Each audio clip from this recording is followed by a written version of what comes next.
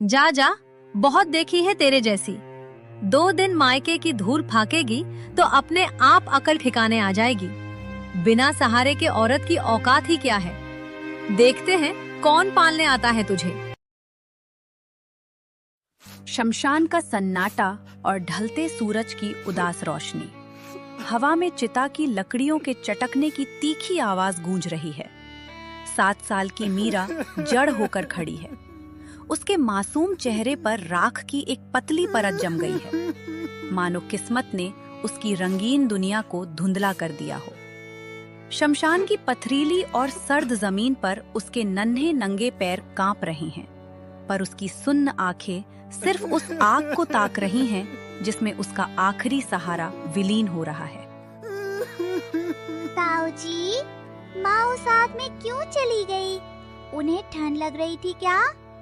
कल रात तो वो कह रही थी कि उनके सीने में बहुत दर्द है।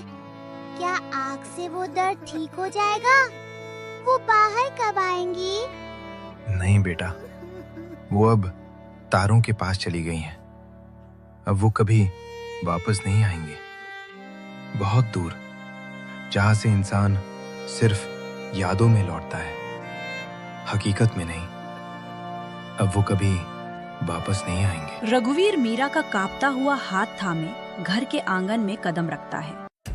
घर की दहलीज पर रेखा किसी दीवार की तरह रास्ता रोके खड़ी है। उसकी आंखों में चमकता गुस्सा और चेहरे की सिकोड़ मीरा को और डरा देती है। पाँव पीछे खींच लो रघुवीर। ऐसी मनहूसियत को घर के अंदर लाकर मेरी श्वेता की जिंदगी में अंधेरा मत घोलो। जो चली गई वो तो अपना नसीब साथ ले गई, पर पीछे ये मुसीबत छोड़ गई। अब इसका क्या होगा? मेरी श्वेता अभी छोटी है, उसकी परवरिश पर ध्यान दूं या इसकी नौटंकी झेलूं? रेखा, मीरा सगी भतीजी है मेरी, मेरे छोटे भाई की आखिरी निशानी। ये हमारे साथ रहेगी। साथ रहेगी? लोग कहेंगे कि रेखा ने बड़ा दिल दिखाया, पर खिलाना पिलाना तो मुझे ही पड़ेगा ना। रेखा, भगवान का खौफ करो। बाहर कड़ाके की ठंड है। ये 7 साल की बच्ची कहाँ जाएगी? आखिर मेरे भाई की आखिरी निशानी है ये। निशानी नहीं, सजा कहो इसे। पहले बाप को खा गई, अब माँ को निगर कर यहाँ आ गई। रघुवीर, मेरी बात कान खोलकर सुन लो। अगर ये अंदर आई तो इसे इस घर की लाडो बनने का वहम पालने मत देना। इसे याद दिलाते रहना कि ये यहाँ किसी हक से नहीं बल्कि खैरात के टुकड़ों पर पलने आई है। उस शाम मीरा ने 2 चीजें खोई थी, एक अपनी माँ और दूसरा अपना बचपन।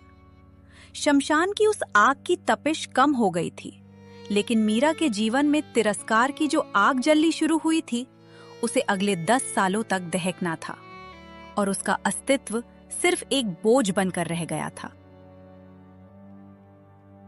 सुबह के 5 बजे कड़ाके की ठंड में 16 साल की मीरा ठंडे पानी में हाथ डाले बर्तन मांज रही थी। उसके हाथों की उंगलियां ठंड से नीली पड़ चुकी थी। ऊपर के कमरों में हीटर चल रहे थे, जहां श्वेता और रेखा चैन की नींद सो रही थी।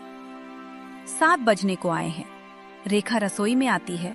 हाथ चला मीरा, श्वेता को कॉलेज जाना है, उसके लिए बादाम का दूध तैयार किया। और सुन, आज श्वेता की सहेलियां आ रही हैं, तू बाहर मत निकलना। उन अमीर घर की लड़कियों के सामने तेरी ये फटी हुई सूरत अच्छी नहीं लगेगी। ताई जी, मेरी चप्पल टूट गई है, क्या मैं ताऊजी से नई चप्पल के लिए कह दूं? पैर में छाले पड़ गए हैं। ए है, महारानी को छाले पड़ दे? यहाँ मुफ्त की रोटियां तोड़ रही है, वही क्या कम है? चप्पल चाहिए तो अपनी माँ के पास जाकर मांग। और याद रख, अगर रघुवीर से एक शब्द भी कहा तो रात का खाना भी नसीब नहीं होगा। रेखा की बातें खत्म हुई और मीरा की चुप्पी गहरी हो गई। तभी सीढ़ियों से हल्की हल्की पायल की आवाज आई। श्वेता नीचे उतर रही थी। एक ही घर में 2 लड़कियां, पर उनके बीच की दूरी समंदर जितनी। श्वेता रसोई घर में आती है। उसने महंगा सिल्क का सूट पहना है। वह स्वभाव की बुरी नहीं है, पर वह अपनी माँ के सामने बेबस है। मीरा, देख, माँ ने मेरे लिए ये नए झुमके लिए हैं, अच्छे हैं ना? बहुत सुंदर है दीदी, आप पर तो चांद भी फीका लगता है। पर माँ ने तेरे लिए कुछ नहीं लिया। मीरा, मुझे बहुत बुरा लगता है जब तू ऐसे पुराने कपड़ों में रहती है। रुक, मैं अपनी अलमारी से वो नीला वाला सूट निकाल कर लाती हूँ। खबरदार श्वेता, जो तूने इसे अपना उतरा हुआ कपड़ा भी दिया, इसकी आदत बिगड़ जाएगी। इसे समझ आने दे कि जो इसे मिल रहा है वो खैरात है, हक नहीं।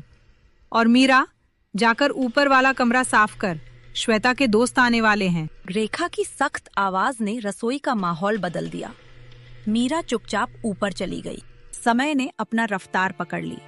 घर में शादी की चर्चा शुरू हुई। मुख्य हॉल में रघुवीर और रेखा बैठे थे, जहां फैसले हो रहे थे। रेखा, श्वेता के लिए शहर के सबसे बड़े वकील के बेटे आर्यन का रिश्ता लगभग पक्का है। खानदान बहुत ऊंचा है, पर उनकी मांगे भी बड़ी हैं। वो कह रहे हैं कि शादी में कोई कमी नहीं होनी चाहिए। तो कमी होगी भी नहीं, मेरी एक ही तो बेटी है। मैं अपनी श्वेता को उस घर की बहू बनाऊंगी जहां उसे पैर जमीन पर ना रखना पड़े। पर रघुवीर, पैसे का इंतजाम कैसे होगा? वही तो चिंता है। और मीरा, उसका क्या? वो भी तो अब जवान है।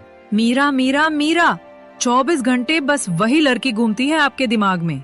सुनिए, मैंने मीरा के लिए सुमित को चुन लिया है। पास के गांव का है, सीधा लड़का है, जो कहो मान लेता है। पर रेखा, सुमित अभी कुछ कमाता नहीं है, उम्र में भी छोटा लगता है। अभी तो अपनी पढ़ाई और घर के कामों में लगा रहता है। और उसकी माँ सावित्री, सुना है बहुत तेज है। तो हमें और क्या चाहिए? सावित्री बिना दहेज के मीरा को लेने को तैयार है। उसने साफ कहा है कि उन्हें घर संभालने वाली कामकाजी बहू चाहिए। मीरा वहां फिट रहेगी, हमारा पैसा बचेगा तो श्वेता की शादी में लगाएंगे। पर क्या ये मीरा के साथ न्याय होगा? एक निखट्टू लड़के और सख्त सास के हाथ में उसे सौंपना। न्याय? क्या हमने उसे 10 साल खिलाया पिलाया, वो न्याय नहीं था? अब उसका बोझ उतारने का समय आया है तो आप धर्मराज बन रहे हैं। चुपचाप हाँ कर दीजिए, वरना मैं इस घर में एक पल नहीं रुकूंगी। दोनों बहनों की शादियां पक्की हो गईं। एक तरफ श्वेता की दुनिया में रोशनी, जश्न और सपने साकार होने वाले थे। दूसरी तरफ मीरा की दुनिया में बस चुप्पी और एक अनजान घर का रास्ता। घर अब 2 हिस्सों में बंट चुका था, एक खुशी का, दूसरा बोझ का। शादी का दिन के एक तरफ श्वेता की शादी में रोशनी और बैंड बाजा है, दूसरी तरफ कोने के एक छोटे से मंदिर में मीरा और सुमित के फेरे हो रहे हैं। मीरा ने एक पुरानी फीकी साड़ी पहनी है। रेखा सावित्री के पास जाकर मीठी आवाज में बोलती है, बहन जी, देख लीजिए, मेरी भतीजी है, पर मैंने इसे अपनी बेटी से बढ़कर पाला है। बस माँ नहीं है इसकी, तो थोड़ी सहमी रहती है। फिक्र मत करो रेखा बहन, बिना माँ की लड़की है तो मैं ही इसकी माँ बन जाऊंगी। बस सुमित अभी छोटा है, कमाता नहीं है, तो मीरा को घर की पूरी जिम्मेदारी उठानी होगी। अरे, ये तो काम की मशीन है, आप बस हुक्म दीजिएगा। मीरा, मुझे माफ कर देना, मैं तेरे लिए कुछ नहीं कर पाई। सुमित भैया अच्छे हैं, पर वो बहुत दबे हुए हैं। तू अपना ख्याल रखना। दीदी, क्या ताई जी मुझे कभी वापस बुलाएंगी? अब तू उस घर की अमानत है मीरा। पीछे मुड़कर देखा तो समझ लेना मेरा मरा हुआ मुंह देखेगी। जा, अब अपनी किस्मत खुद लिख। सूरज की पहली किरण अभी खिड़की तक पहुंची भी नहीं थी कि सावित्री के स्वर की कर्कशता ने कमरे की शांति को भंग कर दिया। ए लड़की, ओ महारानी, ये तेरा मायका नहीं है जहाँ सूरज चढ़ने तक लाड़ प्यार होगा और तेरी माँ तेरे सिर पर हाथ फेरेगी। यहाँ तो हड्डी तोड़नी पड़ती है, तब जाकर निवाला मिलता है। पहले रसोई में जा, मेरे लिए चाय बना। जी माँ जी, अभी लाती हूँ। मीरा चाय बनाकर लाती है। ये कैसी चाय बनाई है तूने? तुझे कुछ आता भी है या नहीं? चाय में इतनी शक्कर डाली है। तेरे बाप ने यहाँ शक्कर की बोरियां दहेज में नहीं भिजवाई कि तू मुट्ठी भर भर के लुटाए। यहाँ तिनका तिनका जोड़कर घर चलता है। माफ करना माँ जी, आगे से ध्यान रखूंगी। चल जल्दी बाहर आंगन में जा, मवेशियों का गोबर पड़ा है, उसे उठा और सारा झाड़ू पोछा निपटा। दोपहर होते होते काम का बोझ मीरा की कमर तोड़ चुका था, लेकिन सावित्री की जुबान को आराम नहीं था। ये दाल बनाई है या सादा पानी? इसमें तड़का लगाया है या बस मसाले बर्बाद किए हैं? ढंग से काम करना नहीं आता तो आई क्यों यहाँ? माँ जी, मैंने बिल्कुल वैसा ही बनाया है जैसा आपने कल बताया था। नमक मिर्च भी चख लिया था। जबान लड़ाती है? मुझसे जुबान लड़ाने की हिम्मत कैसे हुई तेरी? याद रख, इस घर में मेरी इजाजत के बिना पत्ता भी नहीं हिलता, और तू तो सिर्फ एक बाहरी है जिसे मेरा बेटा ब्याह कर ले आया है। शाम हो चुकी है। सुमित दफ्तर से लौटता है। मीरा को लगा कि शायद अब उसे थोड़ा सहारा मिलेगा, लेकिन सुमित का व्यवहार उम्मीदों के विपरीत था।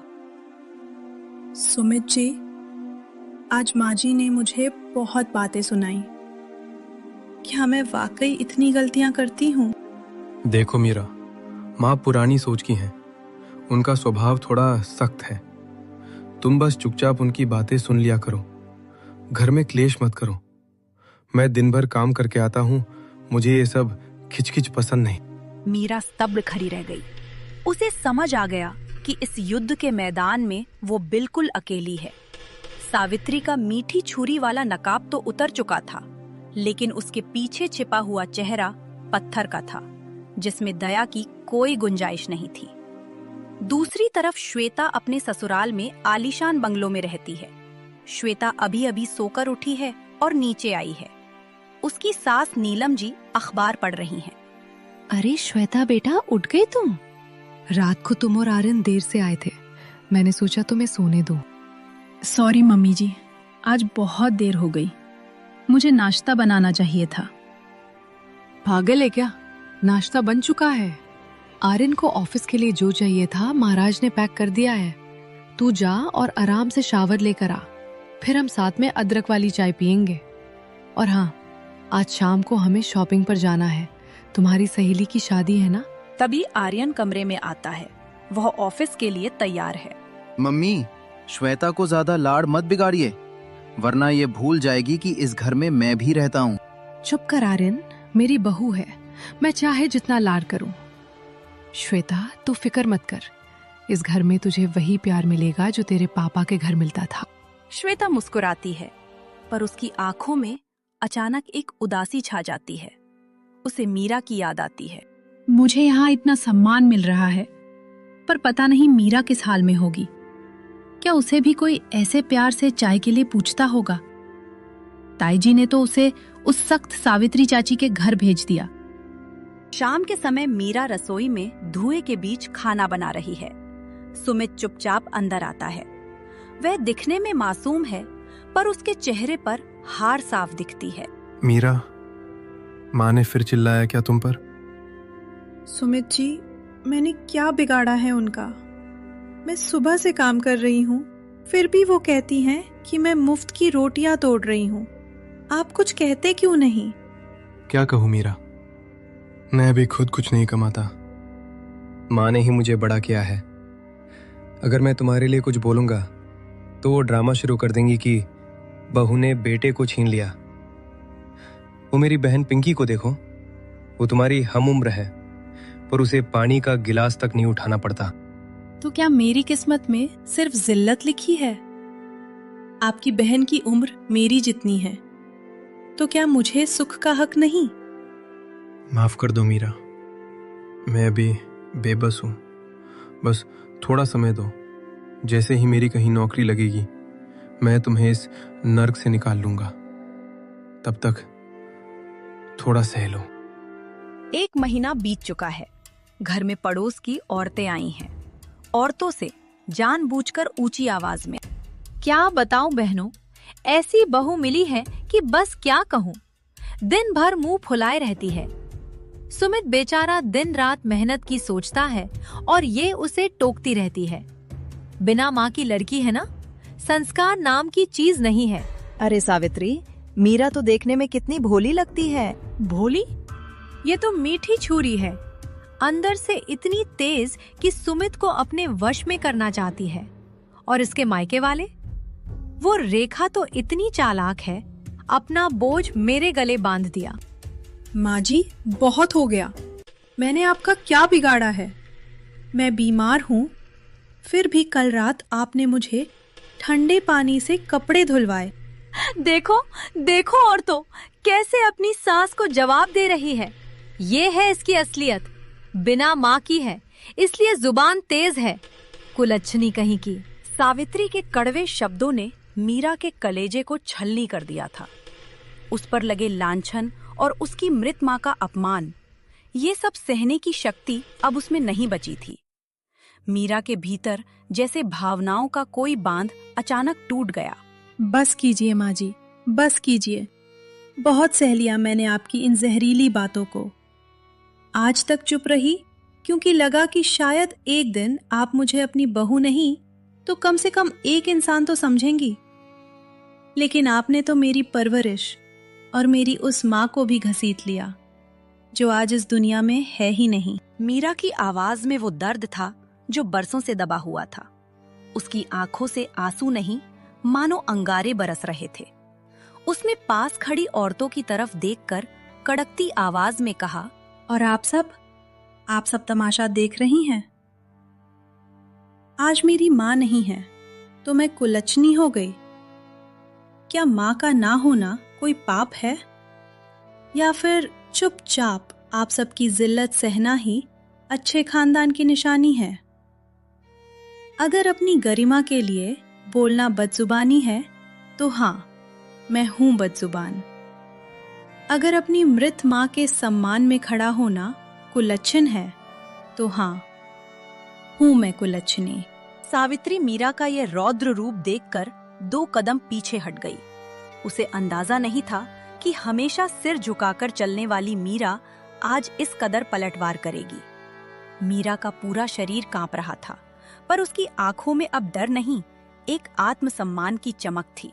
याद रखिएगा माँ जी, रिश्ते प्यार से सींचे जाते हैं, डर और अपमान से नहीं। आज आपने सिर्फ मुझे नहीं बल्कि उस रिश्ते को भी मार दिया जो मुझे इस घर से जोड़े हुए था। उस रात उसने बैग पैक किया। सुबह सुमित से बोली, मैं सम्मान के बिना नहीं जी सकती सुमित। जहां मेरी माँ की ममता को गाली दी जाए और तुम पत्थर बने तमाशा देखते रहो, वहां मेरा दम घुटता है। प्यार शायद समझौते सिखाता है, लेकिन गुलामी नहीं। सुमित के पास कहने को कुछ नहीं था। उसकी चुप्पी मीरा को और भी साफ कर गई कि वो इस घर में अकेली है। तभी बदल के कमरे से सावित्री हाथ नचाती हुई निकली। उनके चेहरे पर अब भी वही अहंकार था। जा जा, बहुत देखी है तेरे जैसी। 2 दिन मायके की धूल फाकेगी तो अपने आप अकल ठिकाने आ जाएगी। बिना सहारे के औरत की औकात ही क्या है। देखते हैं कौन पालने आता है तुझे। इस दहलीज के बाहर कदम रखा तो समझ लेना इस घर के दरवाजे हमेशा के लिए बंद हैं। माँ जी, आप गलतफहमी में हैं। मैं पालने के लिए किसी और का सहारा ढूंढने नहीं जा रही, बल्कि खुद को ढूंढने जा रही हूँ।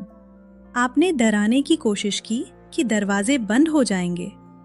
सच तो यह है कि इन बंद दरवाजों के पीछे घुटन के सिवा और था ही क्या।